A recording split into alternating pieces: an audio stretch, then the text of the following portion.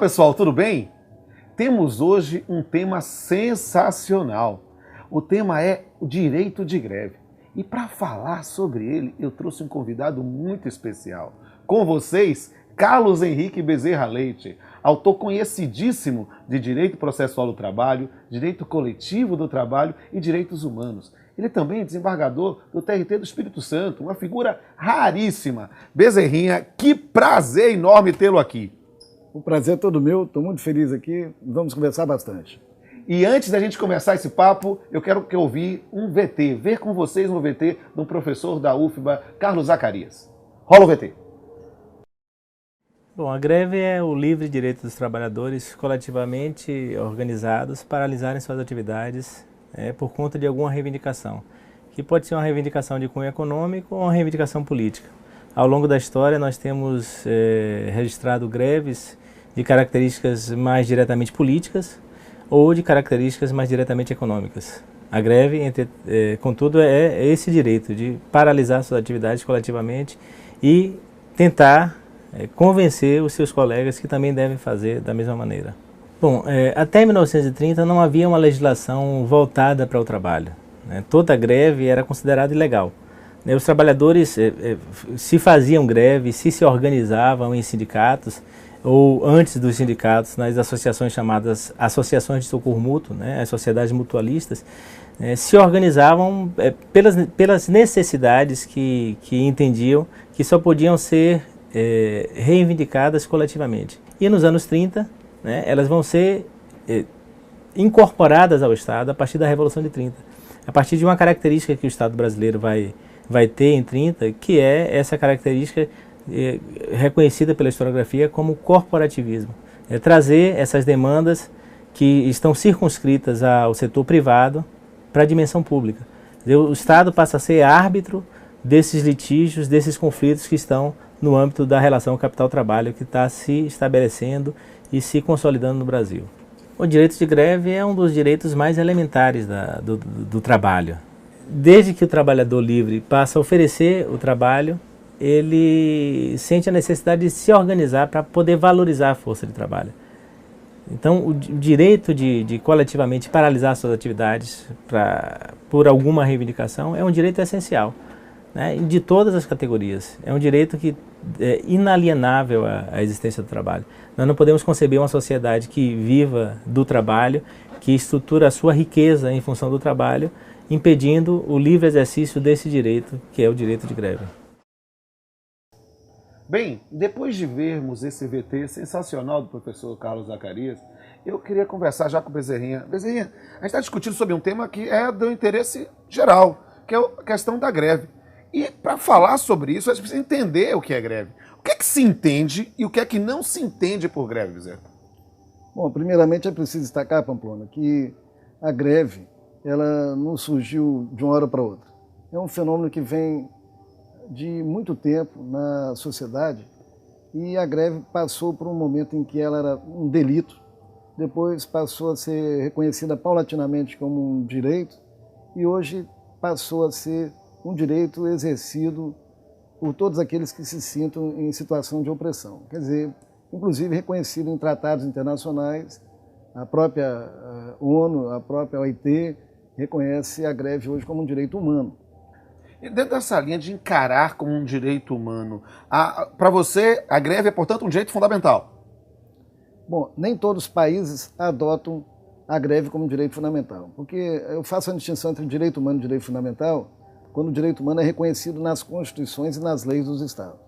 E os direitos como direito humano é pelo fato de ela estar reconhecida como um costume internacional. Mas aqui no Brasil, por exemplo, a greve está no capítulo reservado aos direitos fundamentais. Então, por conta disso, a doutrina hoje majoritária entende que a greve é um direito fundamental coletivo. E nessa evolução no Brasil, como nós chegamos a esse reconhecimento? Qual foi a visão do direito brasileiro, desde a sua concepção mais tradicional até o sistema contemporâneo, para falar da greve como direito fundamental? Bom, nós temos uns problemas sérios no Brasil com relação às ideologias do Estado brasileiro ao longo da história. Por exemplo, na Constituição Imperial, a greve nem se podia falar em greve, que era uma afronta ao poder reinal, ou seja, ao imperador. Mas depois, na Constituição de 34, a Constituição Liberal, a greve passou a ser paulatinamente reconhecida, mas dependendo de lei regulamentar. A Constituição Polaca de 37, Sim. com Getúlio Vargas, Sim, a greve Costa. foi considerada uma conduta antissocial nociva aos interesses superiores da Ou nação. seja, um delito. Um delito. Ou seja, nós tivemos uma previsão específica, uma previsão normativa de reconhecer greve como ato ilícito, como delito, como algo que deve ser combatido. Exatamente. E como foi a evolução? Bom, aí o que aconteceu? Na Constituição de 46, a greve passou novamente a ser reconhecida como um direito que dependeria de lei regulamentar. No entanto, a gente teve poucos períodos de democracia no Brasil. Sim. Logo em 64 veio o golpe militar, em 67 a greve praticamente era com tantas restrições que ela passou a ser considerada praticamente um delito novamente. E aí depois veio a Constituição de 88, somente em 88 é que a greve passa a ser reconhecida como um direito fundamental, inserida dentro do capítulo mais importante dos direitos fundamentais na Constituição. Mas essa compreensão da greve como um direito fundamental, que se inaugura, portanto, a partir da Constituição de 88, ela, na verdade, inaugura uma nova forma, uma nova visão de se encarar esse tema. Só que isso eu quero saber do ponto de vista genérico, mas eu quero saber especificamente. Como é que o Poder Judiciário deve encarar o exercício do direito de greve? E, em especial, como é que a Justiça do Trabalho, você que está há tantos anos no seu trabalho também, como é que a Justiça do Trabalho deve encarar o exercício do direito de greve? Bom, Pamplona, aí há um problema interessante a ser desvendado. Em primeiro lugar, é que a greve hoje, ela deve ser interpretada numa perspectiva democrática. Ou seja, o Estado Democrático de Direito brasileiro, inaugurado com a Constituição de 88, situa a greve como um legítimo direito dos trabalhadores que devem, por meio dele, defender os interesses que entenderem conveniente e oportuno. No entanto, ainda há muita restrição porque, infelizmente, a nossa cultura continua ainda muito vinculada ao passado. Sim, já verdade, que Getúlio Vargas, que é o pai da CLT, Sim. na Constituição de 37, ele considerou a greve uma conduta antissindical e nociva aos interesses da nação. E a CLT previa, inclusive, sanções rigorosas contra os grevistas. E como devemos encarar? Porque essa é um ponto muito importante, porque um saudoso professor baiano, o professor Washington Luiz da Trindade, ele dizia que a greve, na verdade, é um legítimo direito de prejudicar. Nessa ideia de um prejuízo potencial nesse exercício de greve, como deve se comportar o judiciário trabalhista? Bom, é exatamente essa que é uma perspectiva muito importante. Na verdade, o juiz do trabalho hoje, a meu ver, deve ser um juiz constitucional. Certo. Um juiz voltado para a efetivação dos direitos fundamentais. Então, dentro dessa perspectiva, eu penso que o judiciário trabalhista deveria ter uma visão muito mais, vamos dizer assim, generosa com o exercício do direito de greve. Mesmo porque nós sabemos que há greves em atividades essenciais em que o judiciário tem dado, inclusive, liminares em ações promovidas pelo Ministério Público para que haja retorno imediato de 100% dos trabalhadores. Ou seja, o judiciário proibia a greve. E viabilizando o exercício de greve. Exatamente. Mas aí eu quero, nessa parte final dessa nossa entrevista direta, desse pau e bola, desse papeando direto, eu pergunto, imaginando, compreendendo o direito de greve como um direito de prejudicar, em que às vezes o Poder Judiciário avança ou retroage na sua disciplina, como é que você fala agora, não para o judiciário, não para o operador do direito, mas para o cidadão que está nos vendo aqui e que às vezes se sente prejudicado pelo exercício do direito de greve? O que é que você fala para ele sobre essa situação? Bom, como todo direito coletivo, ele impõe sacrifícios individuais. É preciso conceber a greve nessa perspectiva democrática. A greve que é exercida com o objetivo de trazer melhores condições de vida, de saúde e, portanto, de democracia social, o cidadão tem que entender a necessidade desses trabalhadores que não tenham outra alternativa senão a greve para conquistar esses direitos que estão prometidos na Constituição. Essa é um tema muito importante e ele faz com que a gente reflita muito mais. Só que, Bezerrinha, eu não posso limitar esse privilégio de bater papo com você. Eu tenho uma plateia linda, encantadora aqui, que com certeza quer perguntar. Quer ver uma coisa? Alguém quer perguntar aqui? Eu! Tá bom. Oi, sou Monique, do Rio. E queria saber do professor qual a natureza jurídica do direito de greve. Monique, minha querida, a natureza jurídica do direito de greve é complexa, porque a greve é um direito na perspectiva de quem vai exercê-lo, ou seja, a manifestação individual, mas só pode haver greve quando houver adesão de outras pessoas. Então, é uma natureza complexa a greve. E, por outro lado, também há os deveres. O dever de não trabalhar durante a greve e o dever do empregador não exigir o trabalho durante a greve. Então, é uma natureza complexa. Meu nome é Gabriela.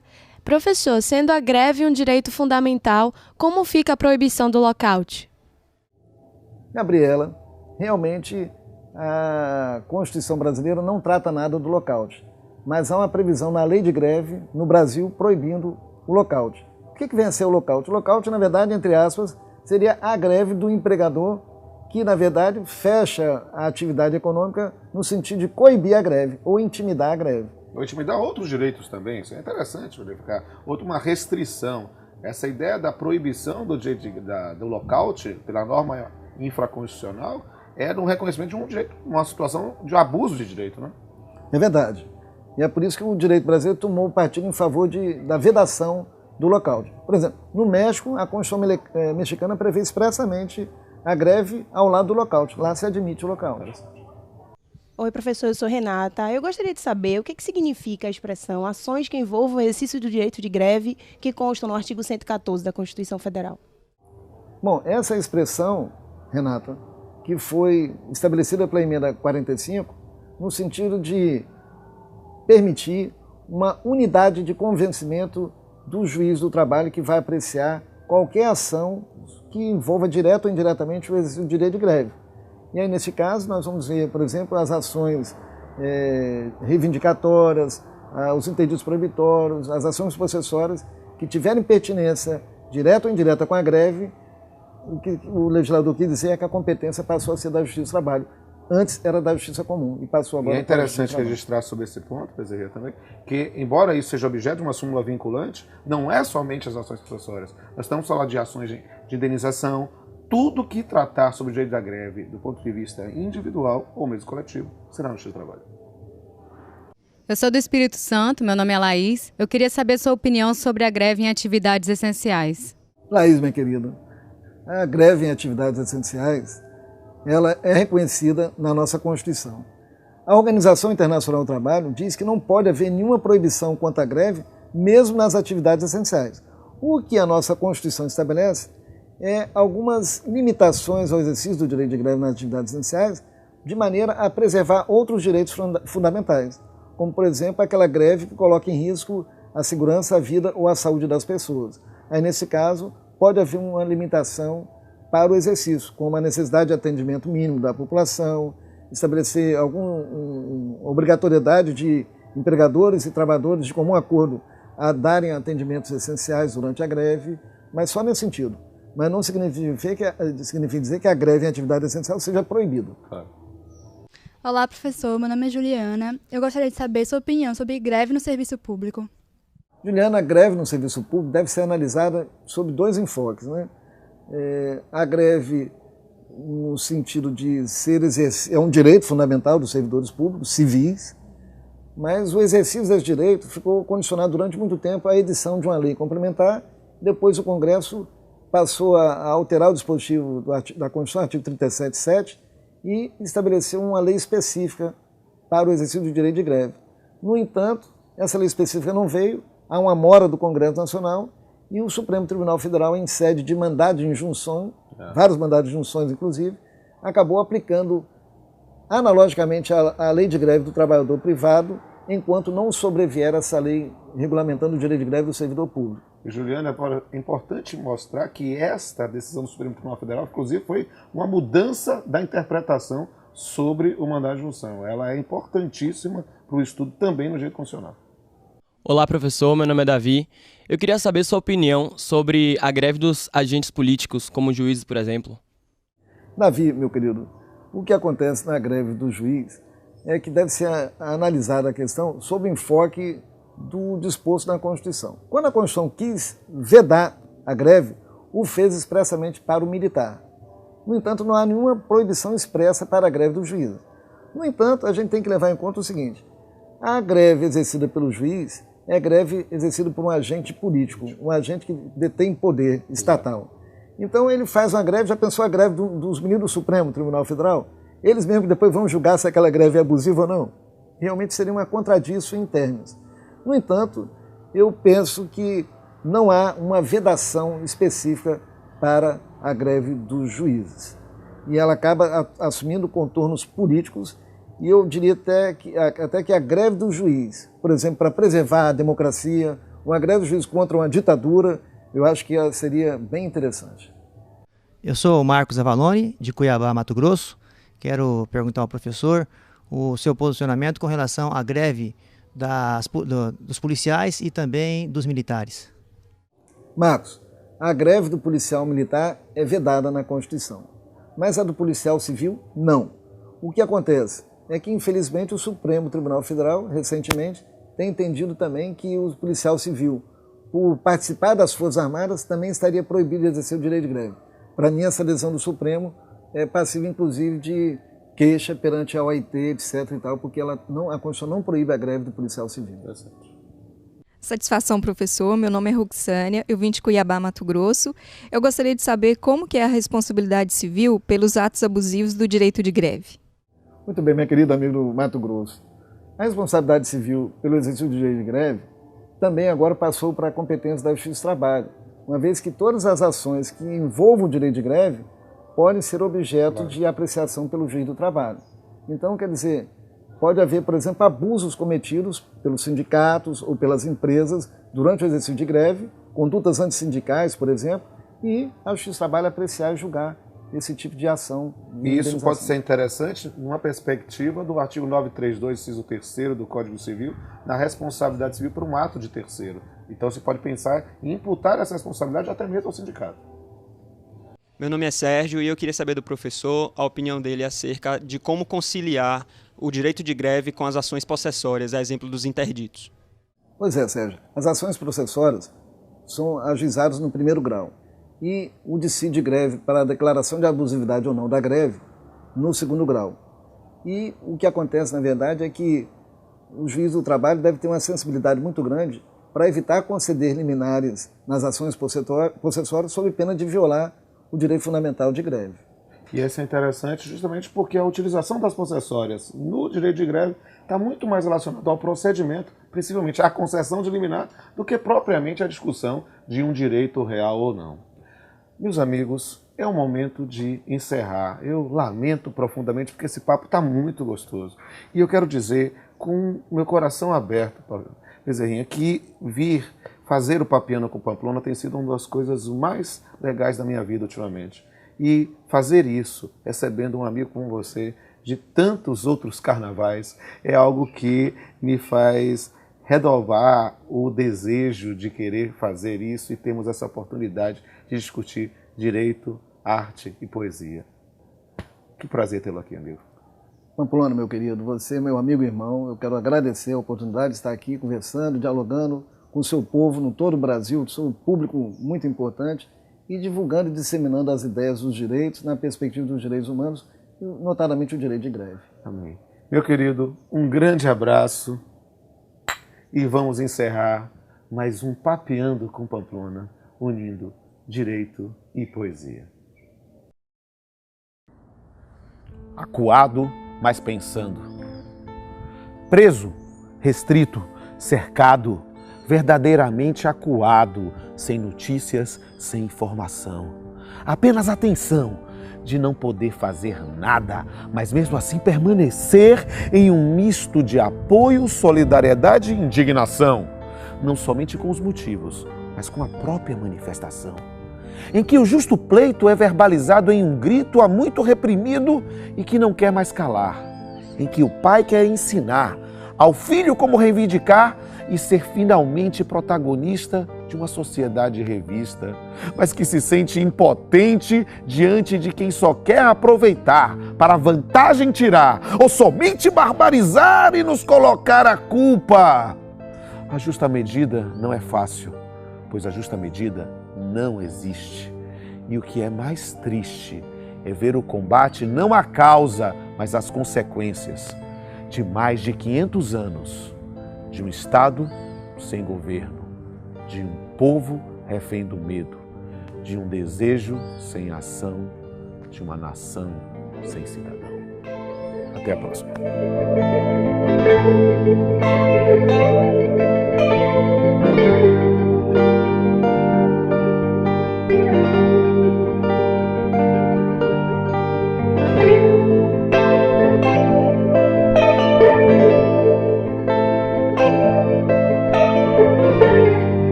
Thank you.